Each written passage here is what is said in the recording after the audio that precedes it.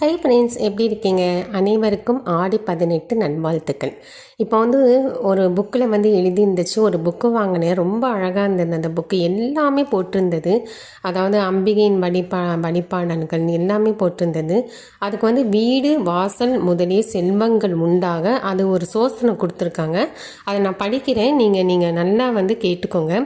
உரைகின்ற நின் திரு கோவில் நின் கேள்வர் ஒரு பக்கமோ அறைகின்ற நான்மறையின் அடியோ முடியோ அமுதம் நிறைகின்ற வெண் திங்களோ கஞ்சகமோ என் தன் நெஞ்சகமோ மறைகின்ற வாரிதியோ பூரணா சல மங்களையே மறைகின்ற வாரிதியோ பூரணாசல மங்களையே.